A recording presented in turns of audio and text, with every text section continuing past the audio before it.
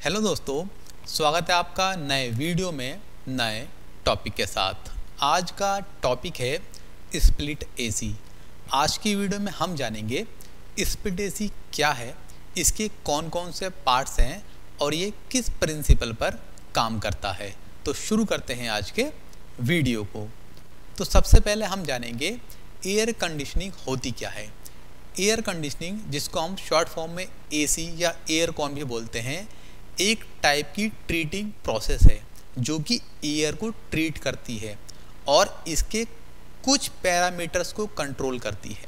वो पैरामीटर्स हैं temperature, humidity, cleanliness and distribution. यानी कि एयर कंडीशनिंग के द्वारा हम हवा के तापमान, आर्द्रता, स्वच्छता और वितरण, इन चारों पैरामीटर्स को कंट्रोल करते हैं और इन्हीं के माध्यम से हम किसी भी स्पेस को एयर कंडीशन करते हैं। एयर कंडीशनिंग का यूज़ हम डोमेस्टिक और कमर्शियल दोनों ही इन्वायरमेंट में कर सकते हैं। अब हम जानेंगे कि एयर कंडीशनिंग का कहाँ कहाँ एप्लीकेशन होता है।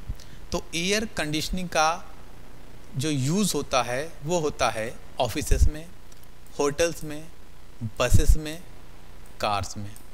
इसके अलावा इंडस्ट्रीज़ के टूल रूम में एसी का यूज़ होता है। टेक्सटाइल इंडस्ट्रीज़ में मॉइस्चर को कंट्रोल करने के लिए एयर कंडीशनिंग का यूज़ होता है। प्रिंटिंग प्रेस में एयर कंडीशनिंग का यूज़ होता है।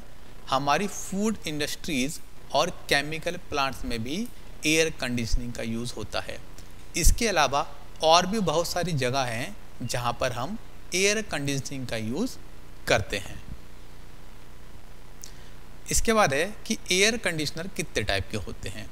एयर कंडीशनर दो टाइप के होते हैं, window air conditioner system and split air conditioner system.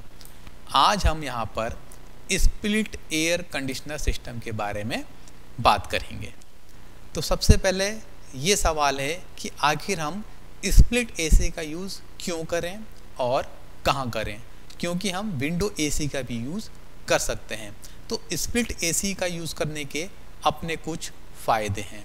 तो स्प्लिट एसी का सबसे अच्छा फ़ायदा है कि जब वो ऑपरेशन में आता है या वो चलता है तब वो बिल्कुल भी नॉइज़ नहीं करता है, यानी कि जो उसकी परफॉर्मेंस है बिल्कुल ही क्वाइट परफॉर्मेंस होती है। इसके अलावा इसका एक और बेनिफिट है कि अगर आपके पास सिंगल आउटडोर यूनिट है तो आप उसके साथ कई सारी इंडोर यूनिट लगाकर अपनी एयर कंडीशनिंग प्रोसेस को आराम से हैंडल कर सकते हैं, जिससे हम एक बड़े रूम को आसानी से ठंडा कर सकते हैं। इसके अलावा स्प्लिट एसी का एक और फ़ायदा है कि ये देखने में बहुत ही एस्थेटिक टाइप या देखने में काफ़ी अच्छा सा लगता है और हम इसको अपने रूम के डिज़ाइन के अकॉर्डिंग रूम में कहीं पर भी फिट कर सकते हैं। अब हम जानेंगे स्प्लिट एसी के कौन कौन से कंपोनेंट होते हैं। तो आपने अगर स्प्लिट एसी देखा होगा तो इसके दो कंपोनेंट होते हैं, जिसको हम कहते हैं इंडोर यूनिट जो कि रूम के अंदर लगी रहती है और आउटडोर यूनिट जो कि कमरे के बाहर लगी होती है। तो ये हमारी इंडोर यूनिट है जो कि कमरे के अंदर है, वो आपको ऐसी दिखाई देगी, और ये हमारी आउटडोर यूनिट है जो कि कमरे के बाहर है। स्प्लिट एसी को स्प्लिट एसी इसलिए कहा जाता है क्योंकि ये दो भागों में स्प्लिट होता है। जैसे कि हमने यहाँ पर देखा, एक है इंडोर यूनिट और एक है आउटडोर यूनिट। अब हम यहाँ पर देखेंगे कि इंडोर साइड में कौन कौन से कंपोनेंट होते हैं। तो इंडोर साइड की बात करें तो उसके अंदर होती है हमारी कूलिंग कॉयल, फ़ैन ब्लोअर जिसको हम इवोपरेटर फ़ैन भी कहते हैं, expansion valve, operation panel, dryer filter और ड्रेन। आउटडोर यूनिट में कौन कौन से पार्ट्स होते हैं। आउटडोर यूनिट में कंप्रेसर होता है, कंडेंसर कॉयल होती है, प्रोपेलर फ़ैन होता है जिसको हम कंडेंसर फ़ैन भी कहते हैं, और एक्यूमुलेटर होता है। इसके अलावा हम बिना रेफ्रिजरेंट के एसी को नहीं चला सकते, या ये कहें बिना रेफ्रिजरेंट के हम एयर कंडीशनिंग प्रोसेस को अचीव नहीं कर सकते। तो स्प्लिट एसी के अंदर या विंडो एसी के अंदर या सेंट्रल एसी के अंदर हमको रेफ्रिजरेंट देना बहुत ही ज़्यादा ज़रूरी हो जाता है। तो यहाँ पर हमने कुछ रेफ्रिजरेंट लिखे हैं जो हम हमारे एसी सिस्टम में यूज़ करते हैं। जैसे कि ये है हमारा R32, R132A, ये इसके कमर्शियल नेम है, लेकिन इनके जो केमिकल नेम है वो ये हैं।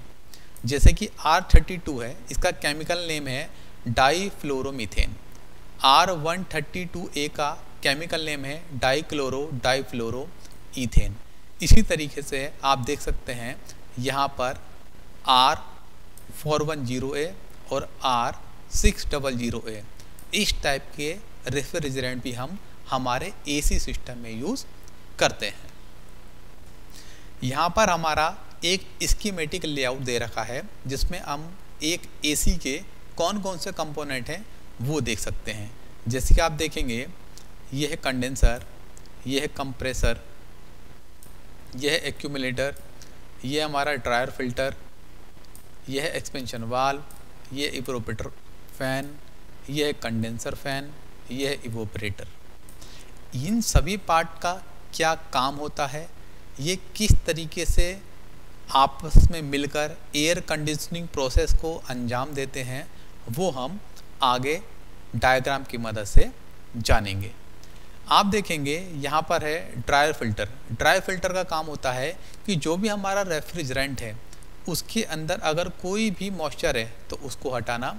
और एक्यूमुलेटर का काम होता है कि कंप्रेसर के अंदर जो भी रेफ्रिजरेंट जाए वो गैस फॉर्म में होना चाहिए या वेपर फॉर्म में होना चाहिए। बाकी के पार्ट्स के क्या काम है वो हम आगे जानेंगे। इस डायग्राम में आप इन सभी पार्ट्स को देख सकते हैं। आप चाहें तो इसका स्क्रीनशॉट भी ले सकते हैं। अब हम जानेंगे स्प्लिट एसी का working principle. Split AC vapour compression cycle पर काम करता है। तो इस साइकिल को हम इस डायग्राम की मदद से समझेंगे। तो आप देखेंगे यहाँ पर हमारा कंप्रेसर, ये है कंडेंसर, ये है एक्सपेंशन वाल्व, ये है इवोपरेटर, ये है हमारे दो फैन। तो हम स्टार्ट करते हैं कंप्रेसर से। कंप्रेसर के अंदर होता है हमारा रेफ्रिजरेंट जो कि वेपर फॉर्म में होता है। जब कंप्रेसर चलता है तब ये रेफ्रिजरेंट कंप्रेस होता है, जिससे इसका टेम्परेचर और प्रेशर दोनों ही बढ़ जाता है। ये वेपर फॉर्म का रेफ्रिजरेंट जाता है कंडेंसर के अंदर। कंडेंसर के अंदर जब ये रेफ्रिजरेंट जाता है तो आप देखेंगे यहाँ पर एक फ़ैन लगा हुआ है।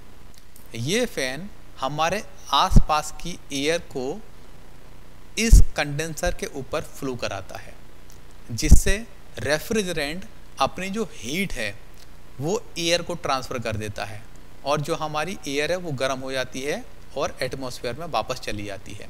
लेकिन हमारा जो रेफ्रिजरेंट है वो ठंडा हो जाता है, लेकिन इसका जो प्रेशर है उतना ही रहता है। और जब ये रेफ्रिजरेंट आगे जाता है तब ये लिक्विड की फॉर्म में हो जाता है और यही रेफ्रिजरेंट फिर जाता है एक्सपेंशन वाल्व के अंदर। और इस एक्सपेंशन वाल्व के अंदर क्या होता है, बहुत ही तेज़ी से प्रेशर ड्रॉप होता है, जिसकी वजह से टेम्परेचर और प्रेशर दोनों ही काफ़ी तेज़ी से गिरते हैं और जो हमारा रेफ्रिजरेंट है वो बहुत ही ठंडा हो जाता है। और ये रेफ्रिजरेंट लिक्विड प्लस वेपर इस फॉर्म में आ जाता है। फिर ये रेफ्रिजरेंट जाता है हमारा इवोपरेटर में। ये इवोपरेटर कॉइल हमारी लगी रहती है इंडोर यूनिट में, यानी कि कमरे के अंदर। और इसी इवोपरेटर कॉइल के ऊपर एक और फ़ैन लगा होता है। ये फ़ैन क्या करता है, कमरे की एयर को लेता है और इस इवोपरेटर कॉइल पर फ्लो कराता है। तो ये जो एयर है अपनी जो हीट है वो रेफ्रिजरेंट को दे देती है और रेफ्रिजरेंट क्या करता है, इस एयर को ठंडा कर देता है और ये हमको ठंडी एयर इस कमरे में मिल जाती है। फिर ये जो रेफ्रिजरेंट है वेपर की फॉर्म में कन्वर्ट हो जाता है और फिर से कंप्रेसर में चला जाता है, और इस तरीके से जो हमारा एसी है हमको ठंडी हवा देता रहता है। तो आई होप आपको स्प्लिट एसी कैसे काम करता है ये समझ में आया होगा।